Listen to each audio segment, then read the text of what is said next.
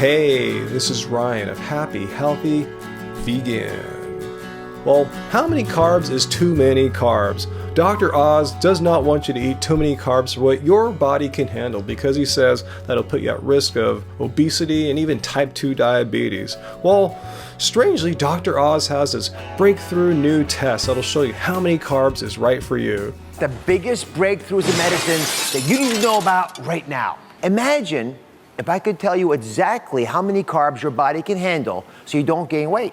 Because each of you has a carb type personalized for your body's chemistry. Wow, there's different carb types? Who knew? All right, let's see. What is this test I need to take to figure out my carb type? This test is unbelievable. This may be the best test, self-test we've ever done on our show. So grab yourself an unsalted saltine cracker, break it in half, and start chewing it. Then start your stopwatch. And then when you start noticing the flavor change to a more sweet flavor, hit stop on your stopwatch. As a high-carb vegan, you'd think I'd have a high-carb tolerance. That is, I'd stop my watch in 14 seconds or less. All right, saltine cracker, here we go.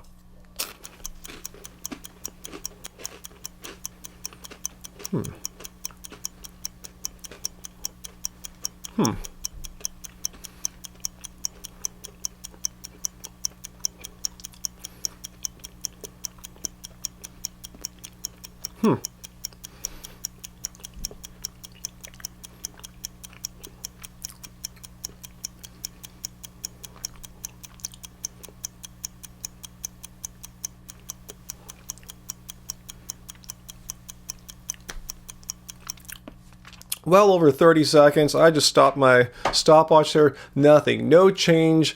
Doesn't taste any sweeter. I must have low carb tolerance. What kind of food should I be eating then? Well, then you should really be eating only 25% of your carbohydrate intake compared to your entire day for what you're going to be eating. You've got to be kidding me. 25% calories from carbs, 40% calories from fat. That's pretty much exactly the standard high-fat, high-protein, standard American diet. That's what most people are eating. I wonder why they're having trouble with carbs though. Well, let's see. What kind of meals should I be eating exactly as a intolerant carb person? If you're in the low carb tolerance, you could start off your day with a half a cup of oatmeal. And that's kind of where your carbohydrates are going to be. And then for lunch, you can have a salad. And for dinner, you can see there's no real perceptible carbohydrate. No real perceptible carbohydrate for dinner? You gotta be kidding me. It shows you what a joke these doctors are that Dr. Oz has on his show. Broccoli. What's surrounding all that meat there? Ton of broccoli. How come he's ignoring that? Broccoli is 70% calories from carbohydrates. Yeah, he thinks he's recommending a meal here with no carbs for dinner. So let's hope this pal of Dr. Oz lets people with moderate carb tolerance have a few more carbs than just a little bit of oatmeal and broccoli. You're up to 35% of what you're taking in could be carbohydrates. And if you could see with our meal plan here, again, you're having half a cup of oatmeal, you're having a similar type of salad for lunch, but then for dinner, you're going to be having brown rice, for example. Yeah, so, this is different because we only had veggies before. So I love the fact that we're not taking away all the carbs. Right. We're just allowing you to have carbs at more meals if you can get away with it. If you can get away with eating a little bit of brown rice for dinner and a little bit of oatmeal for breakfast, it makes carbs seem like this horrible vice that causes, say, like heart disease and cancer, which meat is known to do per the World Health Organization. But let's get back to this macronutrient ratio here. It's still a high-fat, low-carb macronutrient ratio. 35% calories from carbs. I didn't mention I eat about 75 to 80%, and I'm supposed to be intolerant of them. And 35% calories from fat. It's still a high-fat diet by pretty much any definition of high fat. In the high carb tolerance group, again, you're seeing that half a cup of oatmeal for breakfast. If you're tolerant of carbs, still, why have it so low carb? Why just 50% and still so much fat and protein? I don't get it. And now you get an additional carbohydrate during lunch. Yeah. And again, at dinner, you have your brown rice. So these folks, they have carbs here, you got carbs here, and we got carbs here. So 3 meals. All right, what Dr. Oz has circled there just proves to me he has no idea what carbs are. Look at the breakfast, for instance. He has the oatmeal circled, but he's never even mentioned the sliced bananas, which are over 90% calories from carbohydrates. Yeah, a high carb food that I love and eat every day. Lunch, there's tomatoes, which are about 80% calories from carbs. And in dinner, as I mentioned, broccoli is another high carb food, which he fails to mention as being a high carb food. And for an average person like me, who's in the middle, I couldn't get away with this. I'd beg to differ, Dr. Oz. 50% calories from carbs is really not some kind of massive carb overload.